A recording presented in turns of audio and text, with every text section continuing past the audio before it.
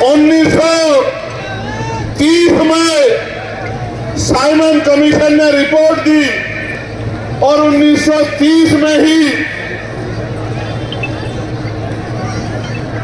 गोलमेज कॉन्फ्रेंस हुई। पहली गोलमेज कॉन्फ्रेंस में बाबा साहब अम्बेडकर ने कमजोरों के लिए, महिलाओं के लिए, दलितों के लिए, पिछड़ों के लिए गोलमेज कॉन्फ्रेंस में उनके अधिकारों के लिए मांग उठाई। और मुझे बड़े तकलीफ के साथ कहना पड़ेगा कि महात्मा गांधी, जिनको देश ने राष्ट्रपिता बाद में माना, महात्मा गांधी उस समय कमजोरों के अधिकारों के खिलाफ खड़े हुए। ये बड़े तकलीफ की बात है, देश नहीं जानता है, लेकिन हमारे महापुरुषों ने जो संघर्ष किया है, उनके द्वारा जो लिखा गया है, उसको पढ़ के हमें जानकारी है कि कौन कहां खड़ा था। प्यारे साथियों, 30 में हुई, 31 में हुई, 32 में हुई गोलमेज कॉन्फ्रेंस। 3 गोलमेज कॉन्फ्रेंस के बाद पूना पैक्ट हुआ और 1935 का एक्ट बना। उस एक्ट में पहली बार तय हुआ कि भारत के लोग भी सरकारी सेवा में क्लास 1 यानी कि सिविल सेवा में भागीदारी कर पाएंगे, हिस्सा बन पाएंगे। 1935 में पहली बार। प्यारे साथियों, आजादी मांगने से नहीं मिली, आजादी भीख नहीं है, आजादी करोड़ों लोगों के संघर्ष से जो शक्ति पैदा हुई, उस शक्ति का परिणाम है आजादी। प्यारे साथियों, बाबा साहब अम्बेडकर ने संविधान में हर एक व्यक्ति को, बालिग व्यक्ति को वोट का अधिकार दिलाने का काम किया।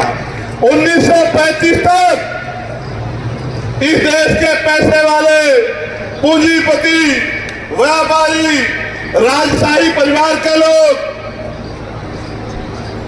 जमींदार, बड़े बड़े टैक्स देने वाले, बहुत पढ़े लिखे लोग वोट करते थे, जिनकी सारी संख्या 10% थी देश की आबादी की। कितने परसेंट? जोर से बताओ, कितने परसेंट? 10%, यानी कि 100 लोग अगर थे तो 10 लोग कुर्सी पे बैठते थे और उनका फैसला भी 10% लोग करते थे। 90% लोग ना कुर्सी पे बैठते थे, ना कुर्सी पे बैठने का फैसला करते थे। और मेरी बहनों को जानना चाहिए, पुलिस की बहनें जो आज यहाँ खड़ी है, उनको भी जानना चाहिए कि उन 10% में एक भी महिला नहीं थी, किसी भी जाति की और किसी भी धर्म, न वोट देने वाली, न चुनाव लड़ने वाली एक भी महिला नहीं थी। SC ST छोड़िए, OBC छोड़िए, अपर कास्ट जिनको तथाकथित अपर कास्ट कहा जाता है, सामान्य जाति जिनको कहा जाता है, नॉन SC ST OBC जिनको कहा जाता है, उन वर्गों की महिलाएं, मुस्लिम महिलाएं, सिख महिलाएं, जैन महिलाएं भी वोट ना करती थी, ना चुनाव लड़ सकती थी। ये तो भला हो बाबा साहब अम्बेडकर का कि देश के संविधान में महिलाओं को बराबर के अधिकार दिए और प्रधान से लेके प्रधानमंत्री अगर राष्ट्रपति महिलाएं बनी तो बाबा साहब अम्बेडकर के संविधान की बदौलत बनी। आज अगर दरोगा बनी है, CO बनी है, इंस्पेक्टर बनी है, SSP बनी है, और जहां तक मुझे आइडिया है इस जिले की SSP शायद कोई बहन है, कोई महिला इस जिले की SSP आई थी, ख्याति गर्ग। अगर IAS IPS बनी, अगर सेक्रेटरी, चीफ सेक्रेटरी बनी, अगर पायलट बनी, इंजीनियर बनी, तो बाबा साहब अम्बेडकर के संघर्ष की वजह से बनी, किसी आशीर्वाद की वजह से नहीं। तो प्यारे साथियों, ये जो वोट का अधिकार आपको दिलाया था, इसके बारे में आपको बताना चाहता हूं।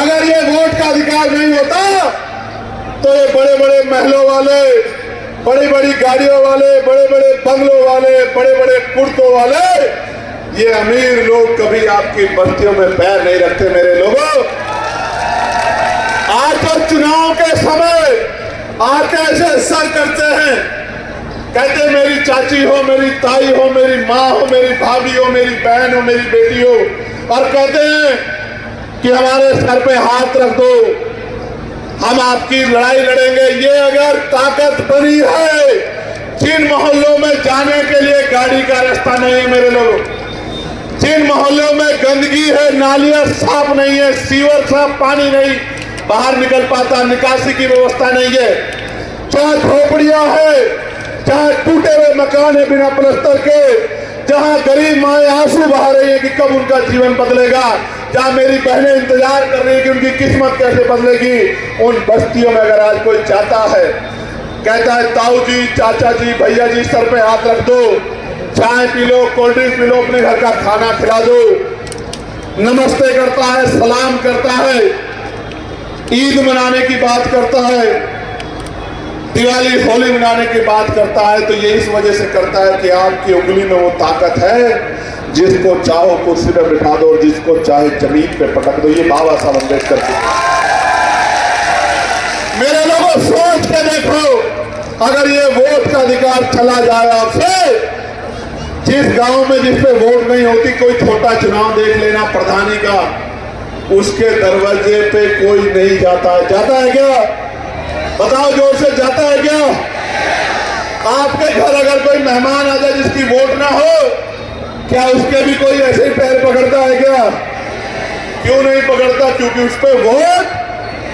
तो ये बाबा साहब अम्बेडकर ने ऐसा हथियार आपको दिया है, ऐसा हथियार दिया है कि ये करोड़ों रुपए से कीमती है मेरे लोगों, 5 किलो राशन पे, चंद पैसों पे, शराब पे भावनात्मक होके अगर आप अपने वोट को किसी को दे देते हो तो आप अपने लिए खाई खोद लेते हो। वोट दो धारी तलवार है। अपने व्यक्ति को दिया जो आपकी लड़ाई लड़ रहा है तो उसको ताकत मिलेगी, उसको ताकत मिलेगी तो वो ताकत आपकी होगी। और गलती से कहीं किसी की बातों में आके किसी गलत आदमी को दे दिया, उसको ताकत मिलेगी, उसको ताकत मिलेगी तो आपके बच्चों की शिक्षा, चिकित्सा, रोजगार को खत्म करके आपको अपंग बना देगा। मेरी बात को अभी आज जो आप धर्म के नाम पे वोट दे रहे हो, धर्म के नाम पे बेवकूफ बन रहे हो, जो धर्म के ठेकेदार चुनाव में आके आपको कहते हैं हमें वोट दे दो, 5 साल चुनाव के बाद आपकी बस्तियों में आते हैं क्या? ईमानदारी से अपना हाथ उठा के बताओ, आते हैं क्या चुनाव के बाद? चुनाव के बाद आते हैं क्या? जब आपको अपने बच्चे के लिए फीस की जरूरत होती है, कपड़े की जरूरत होती है, इलाज के लिए पैसों की जरूरत होती है, बेटी की शादी के लिए पैसों की जरूरत होती है, जब आपको घर बनाने के लिए पैसों की जरूरत होती है, तमाम जरूरतें होती है, कोई आता है क्या नेता आपके घर? बताओ मेरी माँ बहनों, बताओ मेरे भाइयों, आता है क्या? क्यों नहीं आता? वो सुना है ना आपने कि मतलब निकल गया तो पहचानते नहीं। जब मतलब निकल जाता है, जब आप वोट उनको दे देते हो, फिर हम आपके हैं। कौन? हम आपके हैं। हाँ, फिर यही बात आती है जब उन बड़े बड़े लोगों के दरवाजे आप जाते हो तो वो दरवाजे से आपको लौटा देते